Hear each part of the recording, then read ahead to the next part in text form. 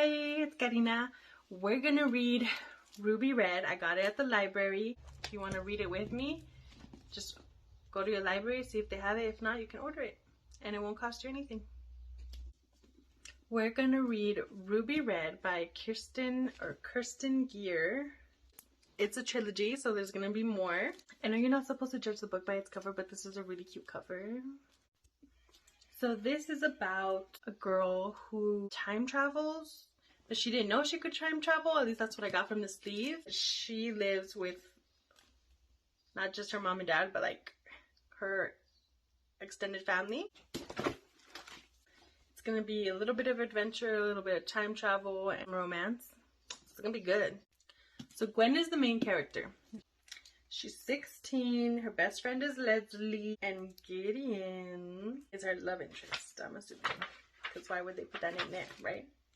Am I right or am I right? I'm right. Prologue, I love it when they have prologues. I'm kind of matching my room right now. I'm like the vibe. Right from the first page, there's already action. For those of you who don't know, chronograph is a specific type of watch that is used as a stopwatch combined with a display watch. Remember, they're going back in time, okay? They might not have watches. Maybe they got the sundials. You don't know. Because they are time outlaws. I'm assuming they're the good guys and they took something because of something. The drama. The drama. You know I love the drama. I can tell you right now, they have better lunches than we did. Spaghetti carbonara for a school lunch. Who has spaghetti carbonara? Carbonara? Carbonara? Who has that for a school lunch? So everybody thinks that the cousin Charlotte is gonna be the next one that has the time traveling stuff. But it said Gwen in the sleeve. So I'm going with context clues here. I'm thinking it jumped to Gwen or I don't know. Someone's not telling someone something. I'm telling you, I don't think it's Charlotte, man. I don't think it's Charlotte. I'm telling you, this kid could talk to ghosts. Her cousin might be. She might be. I don't know. But Gwen can already talk to ghosts. I feel like that should be something. Okay.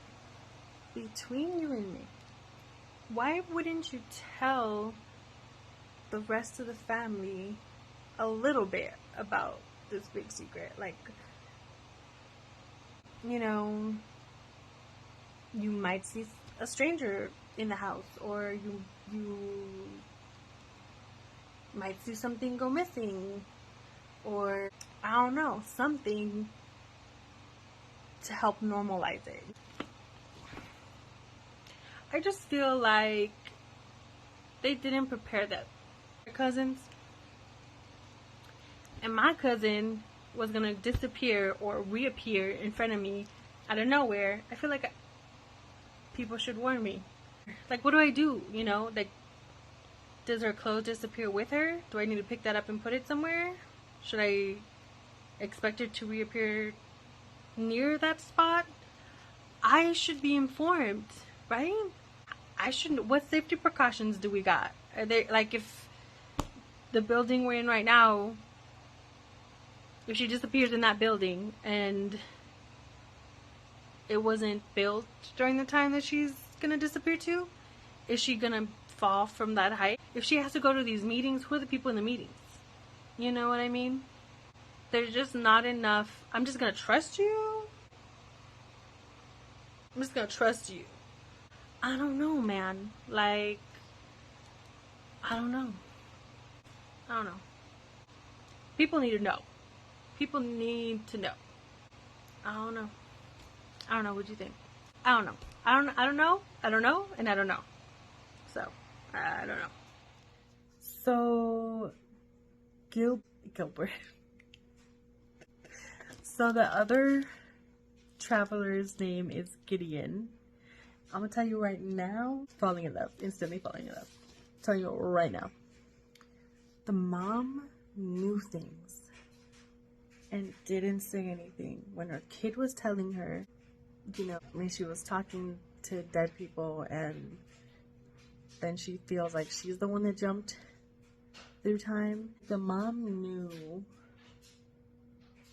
that there's a possibility. I feel like a little bit her fault, like a little bit her fault. And they have these rules, like not to tell the family stuff, but Mr. Bernard, he knows. Okay, he be knowing. For sure, he be knowing. So she went back in time, this time in her house. And her family in the past thought she was a thief. And they wrote it down in like a little diary. And listen to this.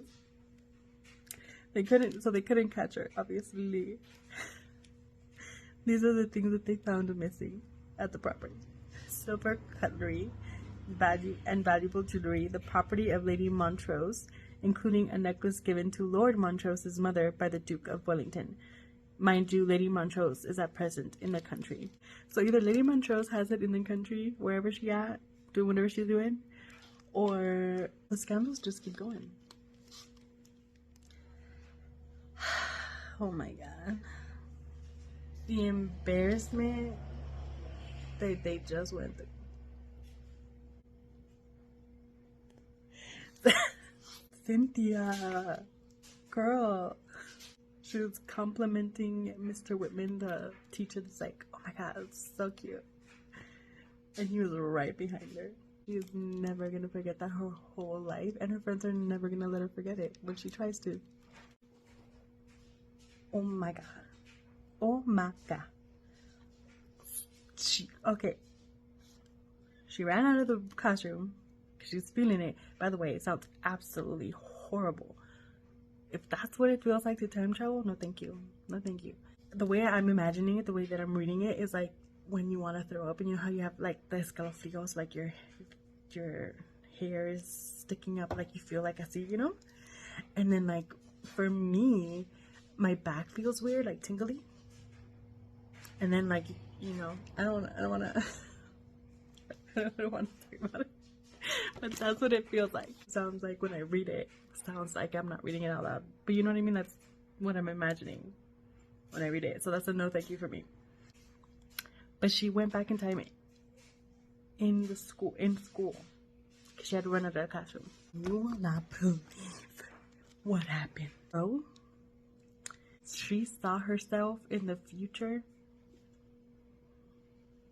I bet you it's with Gideon. I told Enamorados. I'm telling you. Listen to this. It's so cute. So it was them. Without thinking, I pushed the curtain aside. The girl who looked like me had planted her lips right on the boy's mouth. Suddenly, there were butterflies dancing in my stomach. It was odd, watching yourself kiss someone. I thought I did it pretty well. You can't tell me. You can't tell me that's not hilarious. You gotta read it. You gotta read it. You gotta like be in there. You know what I mean? Like in there. You gotta be in there. Chapter 6. So she just came back from the past, watching herself kiss who I'm thinking is Gideon. His name's Gideon White, right? Her name's Gwen. I don't know. She just came back, and so now she's thinking about the first time she's actually kissed a boy, because she's like, that can't be me. The first time that she kissed someone, there was a boy, Miles, in the year above ours. I'd gone out with him last summer, but not so much because I was in love with him, as much because his best friend, he was best friends with Max, Leslie's boyfriend at the time, so it seemed kind of convenient, but Miles wasn't really into kissing. So in school, I do remember there was a time where like kids started like to kiss. It was a very weird, I don't know, like it was like they just wanted to get it out of the way, you know? Nobody knew what they were doing. So it did not look good. I remember there was these two kids and they were kissing, and when they pulled apart, tenían just this string of saliva. It was so gross. That's what that reminded me of when I read it. I love the way that Kerstin, the author, gives us pieces of information. Now she's talking to James, and listen to James. She asked him what was his birthday. He said the 31st of March. She says, what year? James says 1762. James thrusts out his chin challengingly. I was 21 3 weeks ago. I celebrated at length with my friends in White's Club. My father paid all of my gambling debts in the honor of the day and gave me a beautiful bay mare. And then I had to get the stupid fever and go to bed, only to find everything different when I woke up, and a pert mix telling me I'm a ghost. It's so sad, but I love the way she just... Because now you know he's a gambler. Now you know a little bit about his life, you know, and he was 21 when he died. You know what I mean? Like a little, like, creído a little bit. I mean, you would be too if your father just paid all your debts, so, to be fair. I'm gonna read this to you. We need to go through this together, okay? Because Mom is saying some stuff right now, so we need to go through this together. Okay. So Gwen says, I wanted to tell you, but last night you said we have too much imagination in our family already. Mom says, I didn't mean it that way. You haven't had the slightest preparation for this. I'm so sorry. And then Gwen says, but it's not your fault, Mom. How could you have known? She says, it's my fault, says Mom. After a short, uncomfortable pause, she added, you were born on the same day as Charlotte. No, I wasn't. My birthday is the 8th of October. Hers is the 7th. You were both born on the 7th of October, Gwyneth. I couldn't believe what she was saying. I could only stare at her. I lied about the date of your birth, Mom went on. It wasn't difficult. You were born at home, and the midwife who made out the birth certificate understood what we wanted. But why? It was only to protect you, darling. I didn't understand. Protect me? What from? It's happened now anyway. I wanted you to have a normal childhood. A carefree childhood. Mom was looking intently at me, and you might not have inherited that gene after all. Even though I was born on the day worked out by Newton. I'm sorry, said Mom. And do stop going on about Sir Isaac Newton. He's only one of many who have to put their minds at this matter. It's much bigger than you know. Much, much bigger. And much older. Much more powerful. And much more dangerous. I wanted to keep you out of it. Out of what? Mom sighed. It was stupid me. Blah, blah, blah, blah. Mom sighed. It was stupid of me. I ought to have known better. Please forgive me. Mom! My voice almost broke. I haven't the faintest idea what you're talking about. My confusion and desperation had been growing with every word she said. All I know is that something is happening to me that shouldn't happen at all. And it's making me nervous. It's making me a nervous wreck. I have a dizzy fit every few hours, and then I travel back into another time. I don't know how to stop it.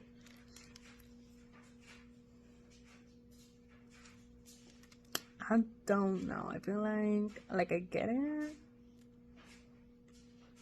But Mom is very suspicious. What else is she lying about? What's she not saying? So she says next that she's gonna go take them to them.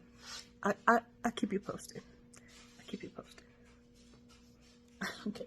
So they had that conversation inside of a taxi. So this is supposed to be a big family secret, but she doesn't mind a stranger driving a taxi know about it. Also suspicious. Ain't nobody got time for Aunt Glenda. Okay, gotta get it again. So, I mean, it's just a little itty bitty part. Just teeny tiny. But the mom, it looks like the mom has an admirer. Her husband's dead. He's been dead for a while, so don't be saying something. Don't be thinking anything bad. Grace. Grace is the mom, remember I told you? Grace, a tall man rose from the desk. He had gray, wavy hair that fell to his broad shoulders like a lion's mane. His eyes were strikingly light brown, almost the color of amber. His face was much younger than you might have expected from the gray hair that framed it. There was something fascinating about him. Once seen, never forgotten. I felt sure. When the man smiled, you could see his regular white teeth. Grace, it's been a long time. He came around the desk and offered Mom his hand. You haven't changed at all. The way I imagine that, the way I picture that in my head is he did one of those where the girl offers the hand and the guy puts both of his hands, like this is the girl's hand, you know, and they do this. You know what I mean? That's what I'm imagining it when I read that. That he's like so excited that he's just like, you know, like, I haven't seen you forever. You know what I mean? To my astonishment, Mom blushed. Thanks. I could say the same of you. I think his name is Falk, but I don't know how you pronounce that. He says, I've gone gray. The man made a dismissive gesture. And then Mom says, I'd say it suits you. Stop. It's so cute. Just want to update you on that. We don't like him no more. If it was Charlotte the whole time, great. Obviously it's not. Why are they making such a big deal of this? Like, for what? You just gotta wait until one of the two kids disappears. And then what also sucks is that now these people that are arguing, being kind of rude, now they're like, well, if you do have it, we need you. And like, now I don't want to go. You know what I mean? Especially if you're a kid, like in the beginning, it's like mysterious and like you're not supposed to go in there, so you want to go in there. But now you're hella rude. I don't want to go. No, he won't. Listen, this guy that's taking her, there's like, okay, if you're the one, blah, blah, blah, blah, blah. I'll tell you everything you want to know later. Listen to him. Listen to him tell these lies. Oh, he says, is there anything else you want to know? She says, yes, I want to know who Paul is and what happened to Lucy. Lucy is her mom's niece. And I'm thinking things. I am thinking things. And what this theft they committed was, and what my mom did to then make everyone so cross with her. It all came bursting out of me. Oh, Mr. George scratched his head, looking embarrassed. I'm afraid I can't tell you that. Figures, I said. Gwyneth, if you really are our number 12, then we'll explain it all to you in detail, I promise. But we have to be sure first. However, I'll be happy to answer other questions. They're not going to answer questions. They're not going to answer any of our questions. Bullshit. Bullshit. A bullshit. A bullshit. They're not going to answer questions. Lucy is Gwyneth's mother's niece. Paul is Mr. Falk brother. And Gideon is also a de Villers. The three guys are de Villers. So that means they're cousins. So now they're family? Because of Lucy going off with Paul? I don't know.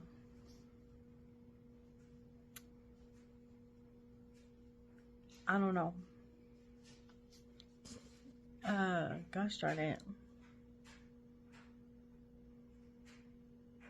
Gideon. Gideon is calling Gwyneth Winnie. And people keep telling him it's Gwyneth. And she herself told him it's Gwyneth. And she's like, I don't call him Gilbert or anything. I thought that was so funny because when I first found out about him, immediately my mind went to Gilbert Blythe. Kerstin, the author, must have, well, maybe, I don't know. Gilbert could have just been any old name she picked out. I don't know. I'm just assuming things. I really hope that they make this book, this series, into a movie. Look at, you just want to listen to this. Gwyneth Shepherd, you are now part of an ancient mystery, and it's high time you heard more about that mystery. Isn't that adorable? Can't you just picture that in a movie, like in a trailer? I also really enjoy that Kerstin writes in accents. So it doesn't just tell you that this person is French or this person is whatever. You can read it in that accent. You know what I mean? That way it keeps, you don't have to remind yourself because you're reading it and you're like, oh yeah, like obviously, that's how you say that, because you see it on the page. So that's good.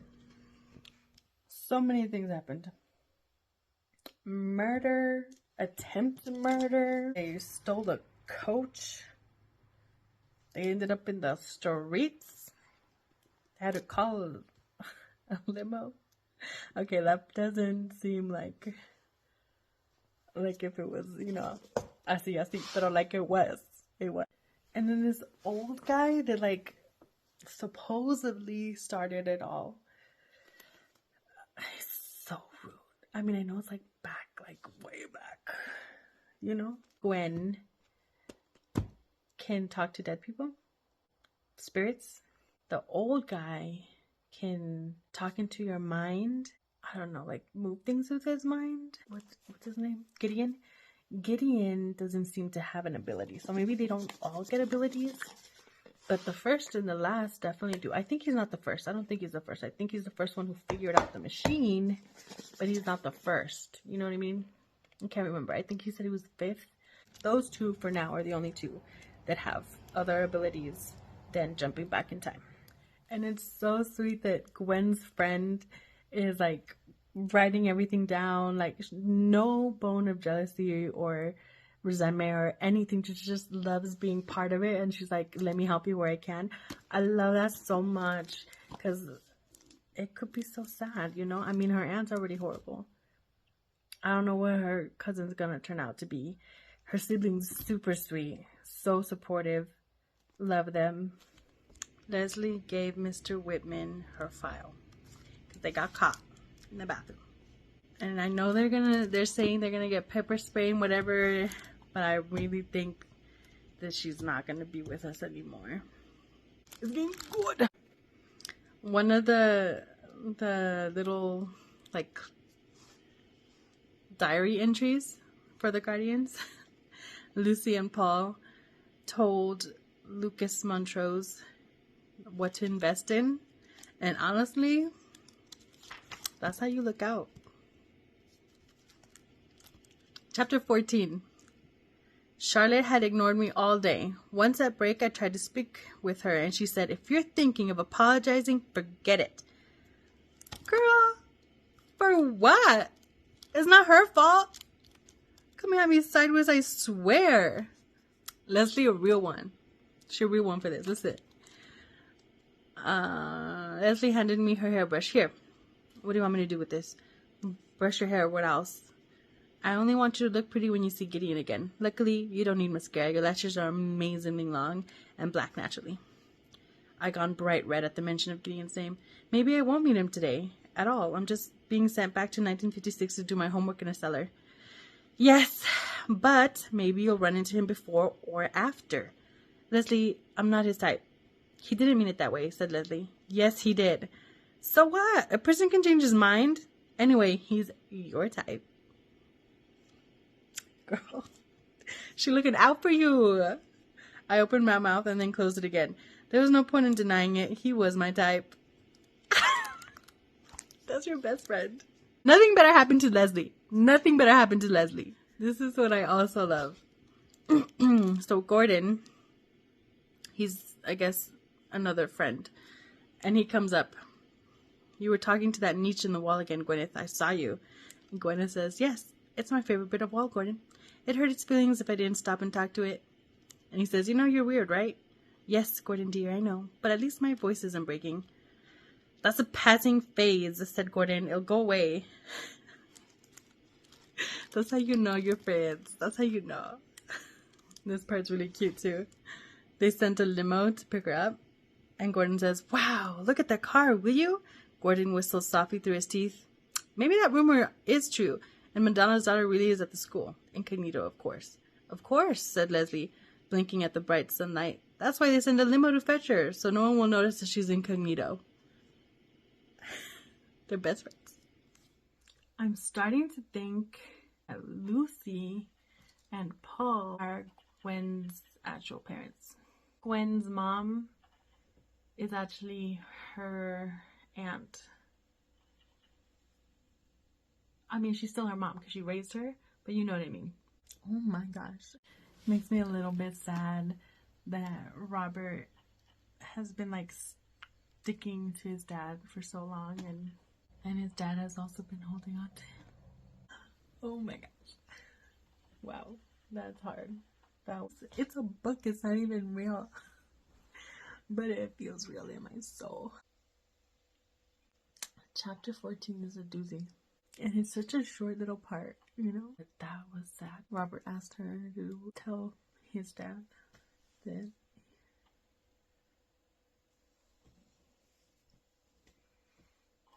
Robert asked her to tell that he didn't mean it when he said, girl, I tried to record this part so many times. Chapter 14 is a little bit sad. A little bit sad, but like also good. Don't skip it. She ends the book with a kiss. What a cliffhanger. Wait, there's an epilogue. Are her parents? So Lucy's talking to Paul. Paul says she's beautiful, isn't she? They're talking about Gwen. She nodded. Isn't this strange? 2 months ago we held her in our arms as a newborn baby. And now she's 16 and a half. Now she's 16 and half a head taller than me. And only 2 years younger. That's so sad. They tell you not to blink because you're going to miss all those years that you're complaining about. And they literally missed everything. Because they had to steal the thing. They still haven't told us why they had to steal the chronograph. But they missed out on something precious. So it must be for a good reason, right? It's so sweet. I love that he says her father. Because that was her dad. And then he's acting all jealous. She's in love with him. Says Lucy. No, she isn't. Yes, she is. She just doesn't know yet. So how do you know? So how do you think you know it? So how do you think you know it? Oh, because he's simply irresistible. My God, did you see its eyes? Green like a tiger's. I think I felt a bit weak at the knees myself when he flashed them at me, even though he was angry. What? You can't mean that seriously. Since when have you liked green eyes? She laughed. Don't worry. Your eyes are the best of all. For me, at least. I think she likes green eyes best. She's not in love with that arrogant young man. I tell you she is. And he's just like you when you were younger. What? That... He's not the least like me. I never owed you about, never. You did too. Only when it was necessary. He tipped his hat back on his head. I just want him to leave her alone. Oh, they put a sneak peek. Should I put that in there? Sapphire blue. And they got caught.